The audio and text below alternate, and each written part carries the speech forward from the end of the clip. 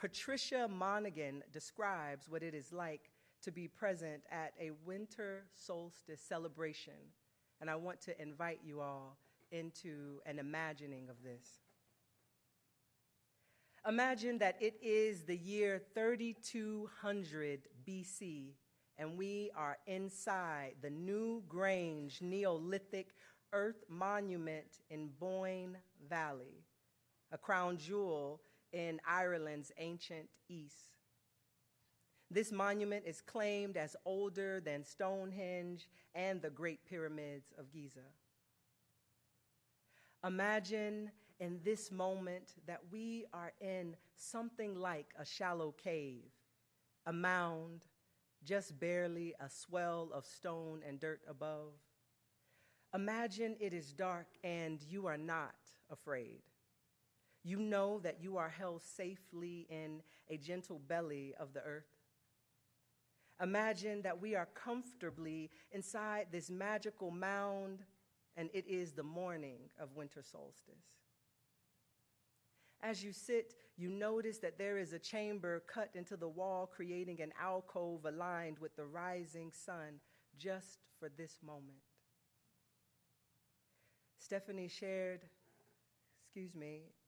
Monaghan shared that at 8:55 a.m., during this winter solstice moment, a dim strip of light appears on the sandy floor of the cave.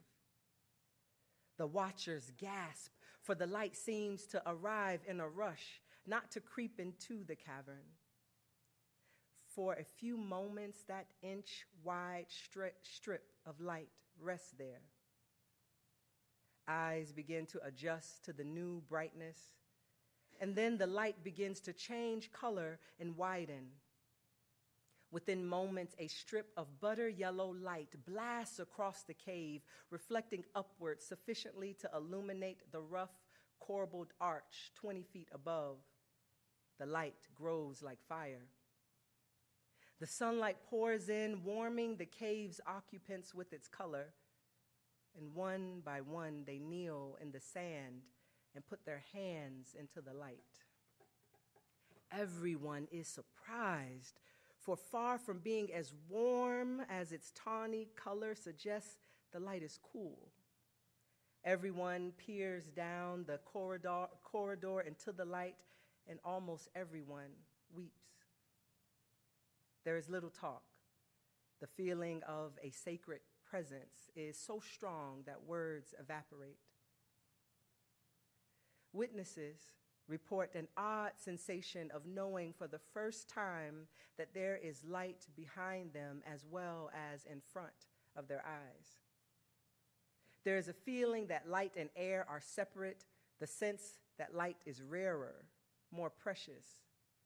And there is an added sense that the sunlight is a living, conscious entity, a feeling that begins in the darkness and does not end for hours, sometimes days afterwards.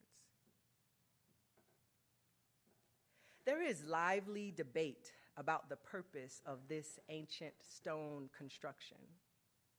Apparently, it was created to celebrate this particular moment in time of winter solstice.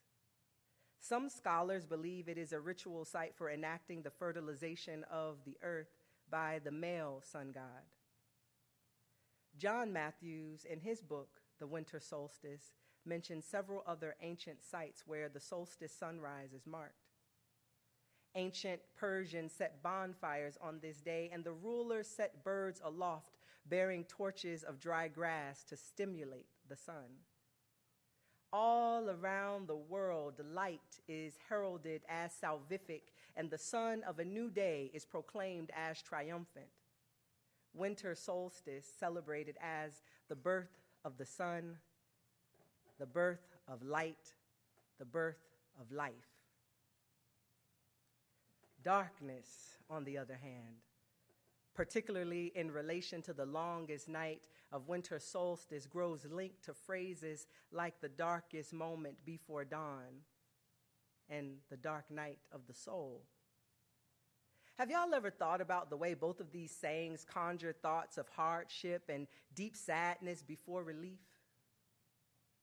The dark night of the soul is viewed as a period of utter spiritual desolation, hopelessness, melancholy, emptiness, and the list goes on depressingly. Sadness and sufferings are realities in life, but why does darkness have to be associated with those experiences? Rarely is the absence of light portrayed as nourishing, magical, life-giving. I started to reflect on commonly used phrases that uphold the notion of light as good and dark as bad. Phrases like light at the end of a dark tunnel and looking on the bright side of things, both painting light and brightness as markers of hope and optimism. I know that there was a time when humans didn't know if light or spring would come after the long, dark winter, and I can only imagine the terror of that kind of not knowing.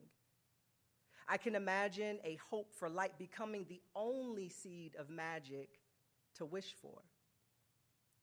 But now, most people have come to trust the rhythmic cycle of the seasons and know without hoping that light will come when it's time. And yet, beyond this enlightened trust in the seasons of light and dark, many of us have clung to this instinctive fear of darkness. Thinking on this topic brings up many threads, but one that stood out to me most and felt relevant to speak to is the way that many spiritual teachings demonize one's inner darkness or shadow self, and it leads folks to hate the dark parts of our identities. I thought about my birth name, Ebony, the E of Ian, which can be defined as very dark or rich jet black. And I remembered how I hated that name for myself. I hated that if someone saw my name on an application, they would automatically assume that I was black and assume that I was a woman. Now, don't get me wrong, I love being black, and I struggled with what that would mean for someone to see my name, recognize me as black on an application, and what that might mean for that interview or whatever is going on with the application. I've also, at that time, internalized a dislike of an exclusively female identity and didn't want to be automatically labeled as black.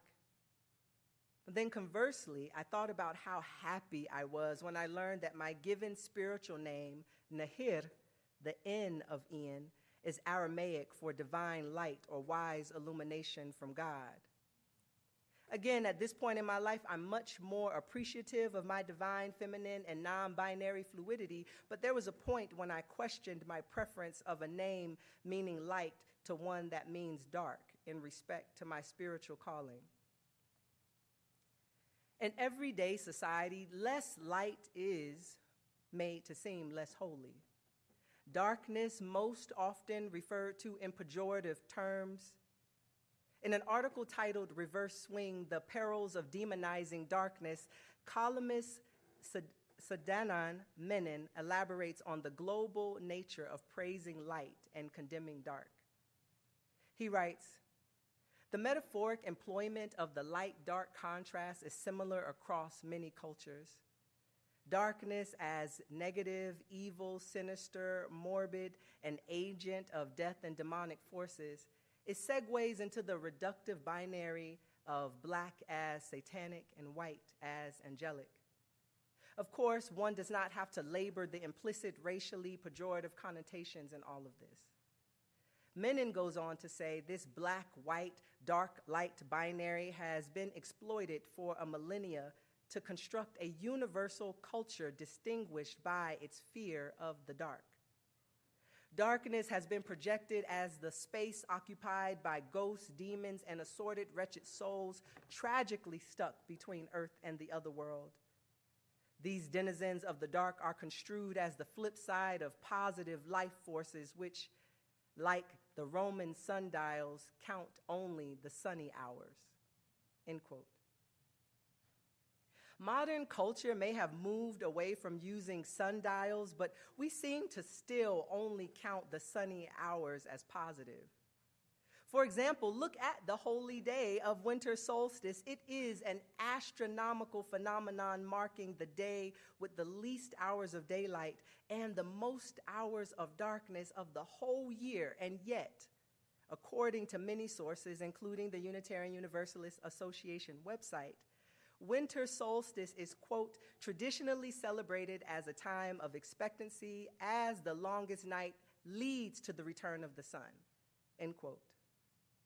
I hope you see my point of emphasis here that the defining characteristic of winter solstice is its quality of being the longest period of darkness, and yet the part that is most celebrated is that it leads to the return of light. The astronomical phenomenon of darkness is bypassed for light, and again, the miracle of light is praised as a sign of rebirth and a source of hope. But why not celebrate the life-giving miracle of darkness? Stephanie Noble said, "Dark is the rich, fertile earth that cradles the seed-nourishing growth. Dark is the soft night that cradles us to rest. There is magic in darkness." I remember reading an article in a gardening magazine that spoke of miraculous usefulness of darkness, and, quote, the title of the article is God's Great Economy. In the article, it says, "A reader who lived in the heart of the city with a tiny terrace garden asked, 'Why don't my morning glories bloom?'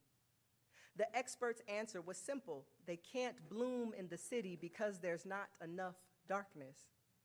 They are coded genetically to respond to alternation of light and dark, and the unnatural light of the city prevents the natural development of the plant. Too much brightness interferes with the sequence of seasons," end quote. I imagine that the same is true for us humans as for plant life, that too much light interferes with the natural development of life. Darkness is a necessity for growth. Sure, this may seem obvious to some folks, especially to the many gardeners and food growers who know the importance of both sunshine and dark time, but can you conceptualize what it would mean to actually promote darkness as equally significant as light? Imagine darkness heralded as holy, the black of night being just as welcomed as the light of day, dark angels also considered angelic, or even better, there being no binary of dark versus light, black versus white, good as representations of good and bad. Can any of you envision a world without the binary of black, white, light, dark, linked to good and bad? I sometimes wonder if this way of categorical thinking is our only way to observe and understand the world. Does light, in its presupposed proximity to whiteness, require a demonization of darkness in order to exist? These are just my wonderings.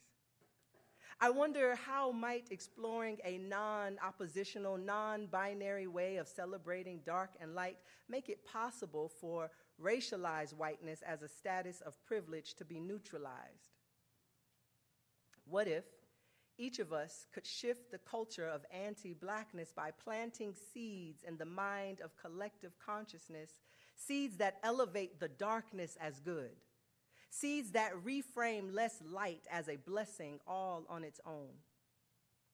Perhaps then society would become less afraid of the dark. Blackness no longer demonized as something to fear. Bright white no longer uplifted as the color of holiness. Less light on the longest night as moments to honor and praise. Today, may we welcome the coming of the long night without the need to envision light at the end of winter's tunnel. What we seed in the dark grows, and I pray that the intention of my message be understood and embraced.